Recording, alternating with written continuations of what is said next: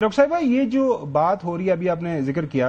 کہ ایک منی نیٹو کی شکل ہے، اور آنے والے دنوں کے اندر کل حسن نے خبر بھی بریک کی تھی ہمارے پروگرام میں کہ Qatar can also be part of this, G C C countries کی طرف وہ بھی اس معاہدے کی طرف دیکھ سکتے ہیں۔ خواجہ اسد صاحب نے اس حوالے سے ایک اشارہ کیا ہے، وہ آپ کو سناتے ہیں۔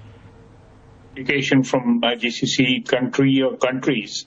we will definitely consider inclusion of other countries. Security umbrella will be provided to the countries in this region,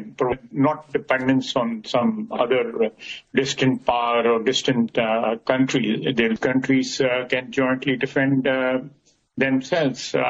like on the pattern of NATO. It's a defense pact, which will include training, which will include technical assistance to each other. Doctor صاحب، امریکہ کے اوپر جو reliability تھی جو ان کی جی C C countries کی، اب ظاہر ہے اس کو بہت بڑا ایک نقصان پہنچا جب قطر کے اوپر اسرائیل نے حملہ کر دیا،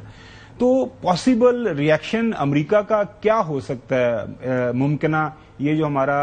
سعودیہ کے ساتھ معاہدہ ہوا اس کے بعد یہ ایکسٹینشن ہونے کی طرف جائے گا، تو آپ کو کیا لگتا ہے ٹرمپ جو ہے اس کے اوپر آرام سے بیٹھ جائے گا یا ٹرمپ کین ریئیکٹ؟ دیکھیے، ابھی امریکہ سے کوئی آفیشل اسٹیٹمنٹ نہیں آیا ہے، لیکن جو امریکہ میں سینٹیمنٹ ہے وہ یہی ہے کہ کیا پاکستان کا نیوکلیئر پروگرام اب سعودی پروٹیکشن کے لیے اویلیبل ہے۔ اور لیکن اگر ہم تھوڑا سا پیچھے چلے جائیں تو آپ دیکھیں گے کہ جس وقت ایران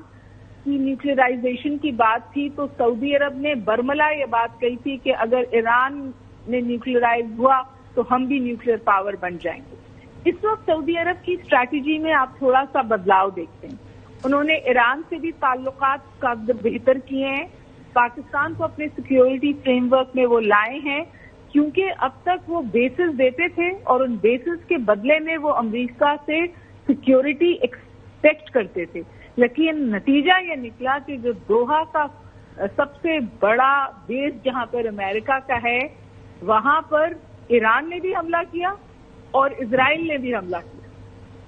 وچ اسینشلی مینس کہ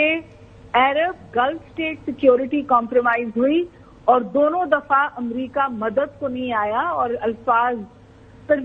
لفاظی ہوئی، تو ظاہر ہے اب ڈائیورسفیکیشن آف سیکیورٹی ہے اور اس میں آبویس چوائس پاکستان بنتا ہے۔